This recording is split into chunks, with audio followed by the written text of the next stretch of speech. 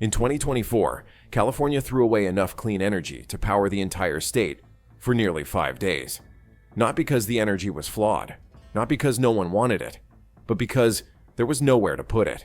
The California Independent System Operator curtailed 3.4 million megawatt-hours of utility-scale wind and solar output that year. That was a 29% increase from the year before. Solar panels accounted for 93% of what was wasted. The pattern is not hard to understand. In the middle of the day, when the sun is high and demand is low, electricity floods the grid faster than it can be absorbed. By evening, when people come home and turn on air conditioners and ovens and lights, the sun is gone. The power that could have been stored is already lost. In 2014, California had 9.7 gigawatts of wind and solar capacity. By the end of 2024, that number had grown to 28.2 gigawatts.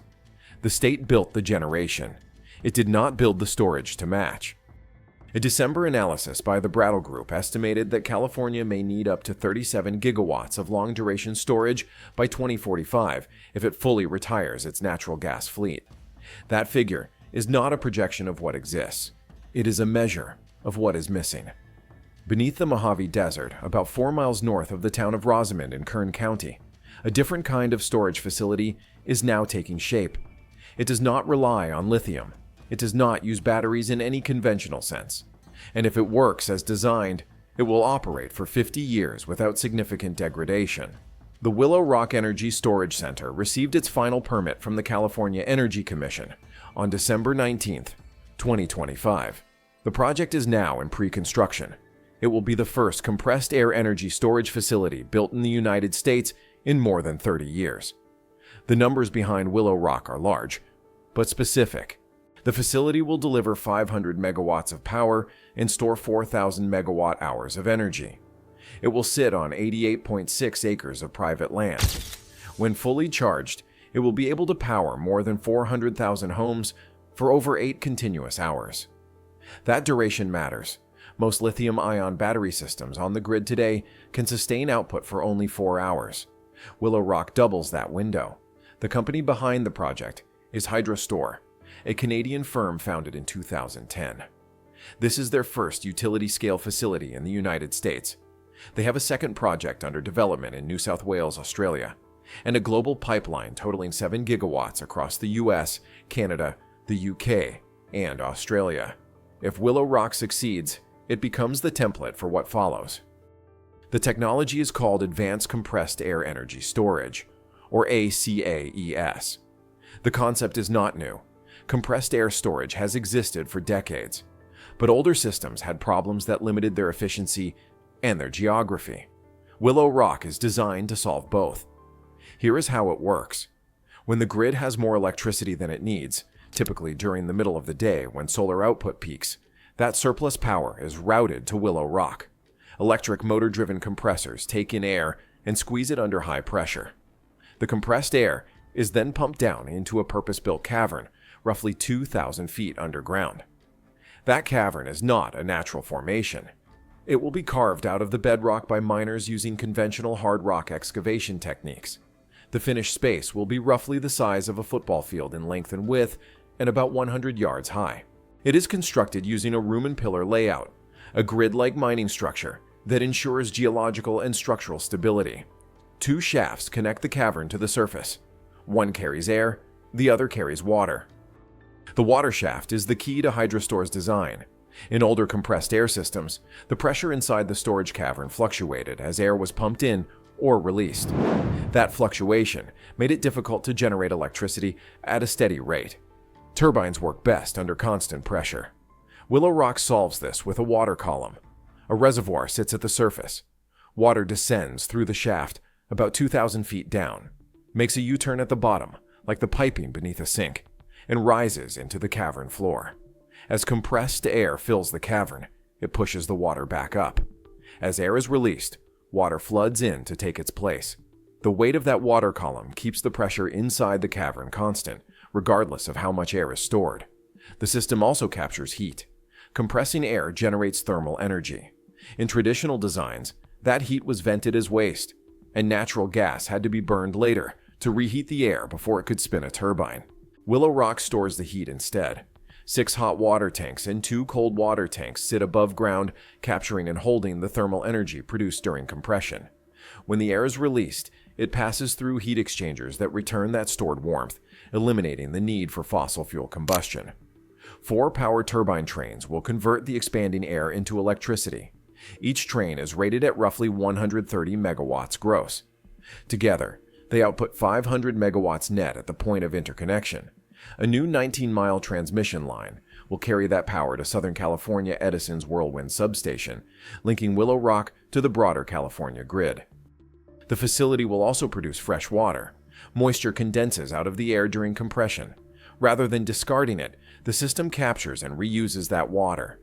In a drought-prone region like the Mojave, that detail carries weight. The construction cost is estimated at $1.5 billion. In January 2025, the U.S. Department of Energy's Loan Programs Office announced a conditional commitment for a loan guarantee of up to $1.76 billion, including up to $279 million in capitalized interest. That federal backing was meant to anchor the financing. Hydrostor has also secured private investment. Goldman Sachs Asset Management contributed $250 million. The Canada Pension Plan Investment Board added $25 million. A $775 million contract with Central Coast Community Energy will supply 200 megawatts of 8-hour storage over 25 years.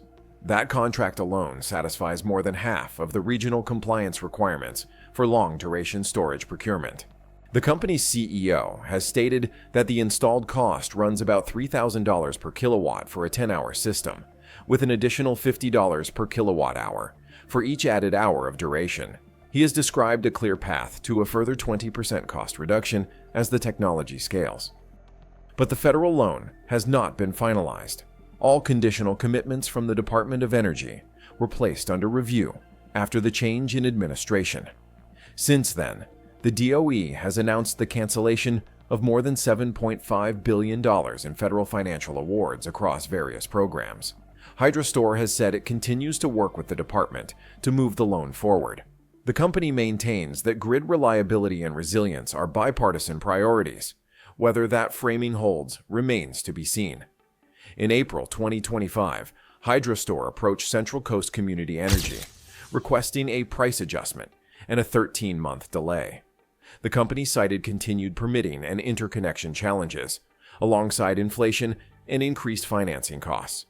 The two parties amended their agreement for the third time. Construction is now expected to begin in mid-2026.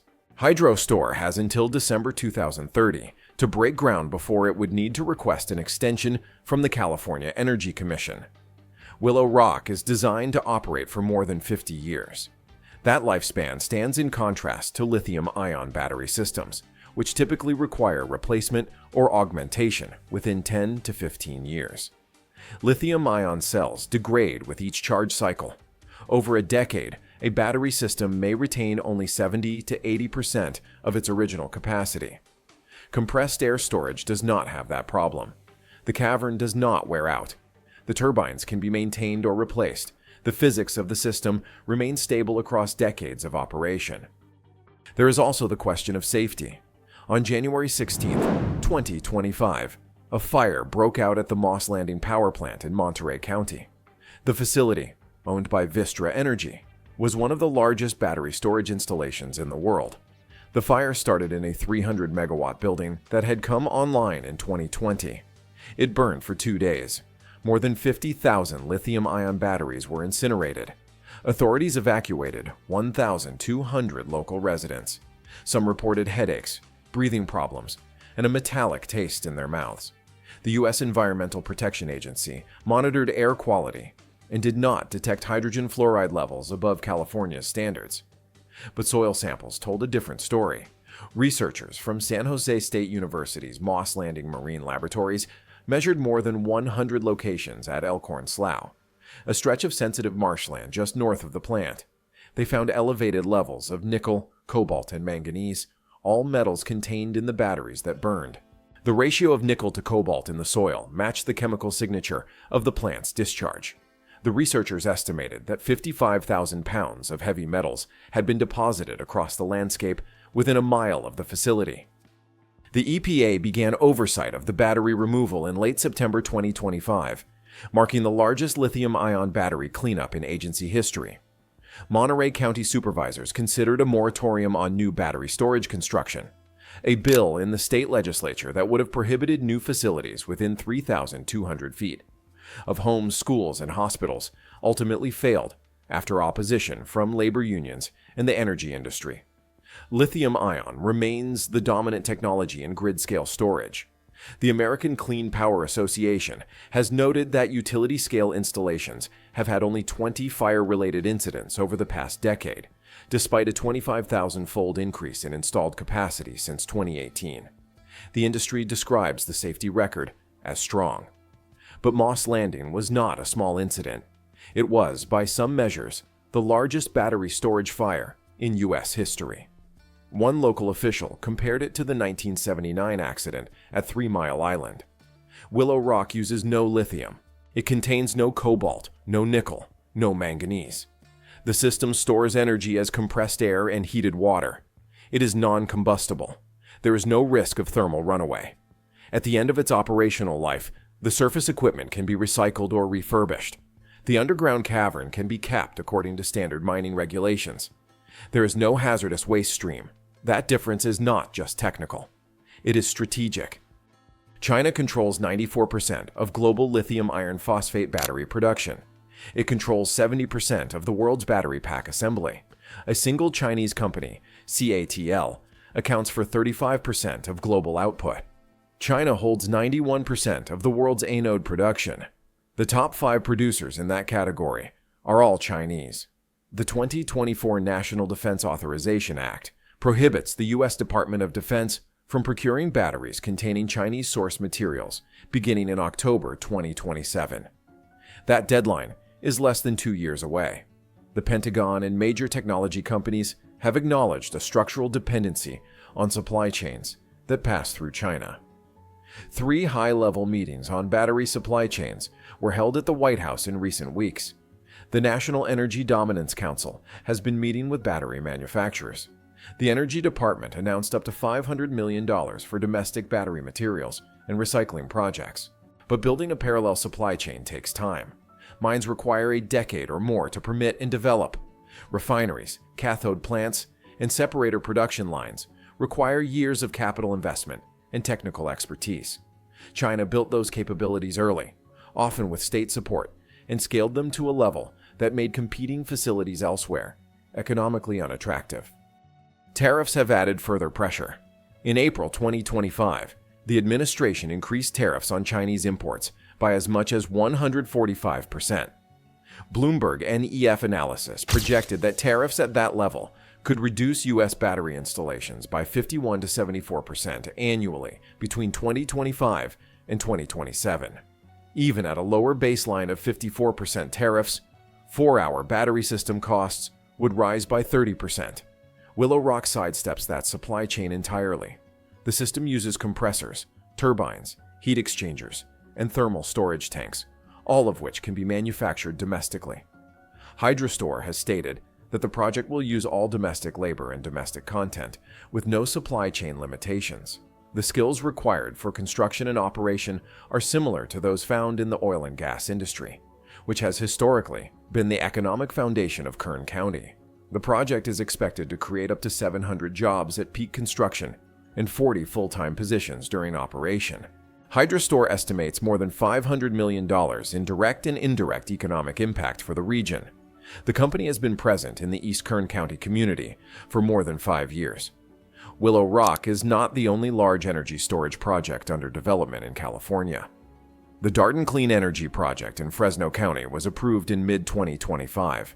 It includes 1,150 megawatts of solar capacity, with up to 4,600 megawatt-hours of battery storage, spread across 9,500 acres.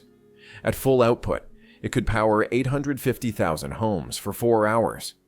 The Edwards and Sanborn project in Kern County, completed in 2024, delivers 875 megawatts and 3,287 megawatt-hours.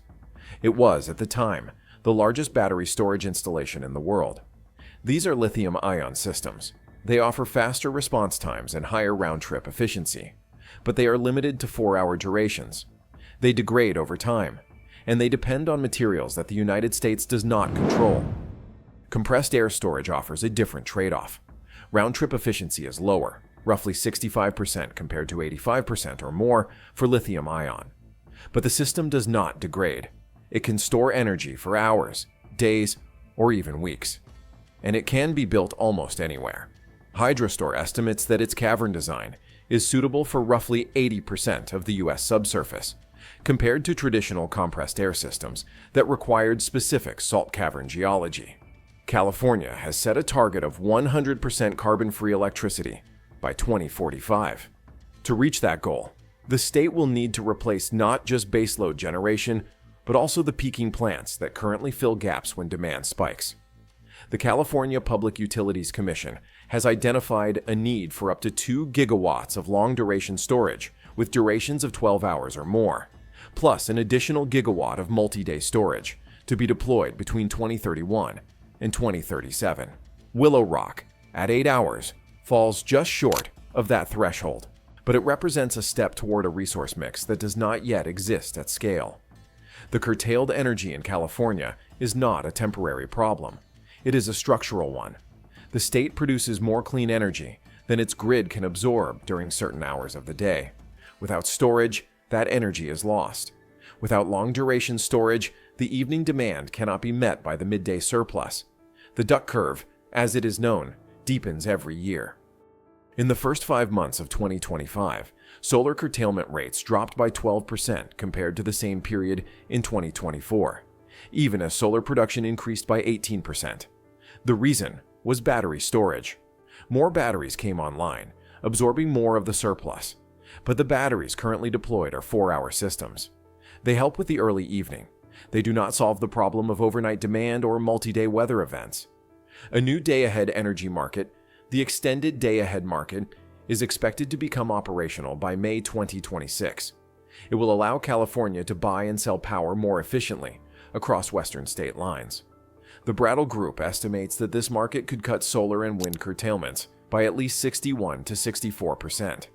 That would reduce waste, but it would not eliminate the need for storage. It would shift some of the burden to neighboring states, which face their own constraints. Willow Rock is not a complete solution. No single project is, but it represents a different approach to a problem that lithium-ion alone cannot solve. It offers duration that batteries cannot match, longevity that batteries cannot sustain, and independence from a supply chain that the United States does not control. The cavern beneath the Mojave will be carved out of rock over the next several years. The thermal tanks will rise above the desert floor. The transmission line will stretch 19 miles to the substation. If everything proceeds as planned, the facility will begin operations around 2030. Hydrostore's president has described Willow Rock as the beachhead for an entire growth industry around compressed air energy storage. Whether that proves true depends on factors that no single company controls. Permitting timelines, interconnection queues, federal loan reviews, tariff policies, commodity prices, political will. What is certain is that California needs storage it does not yet have. The sun will keep shining in the middle of the day. The demand will keep rising in the evening. And somewhere, the energy that could have been saved will continue to disappear, unless something changes. 2,000 feet below the Mojave, the rock is waiting.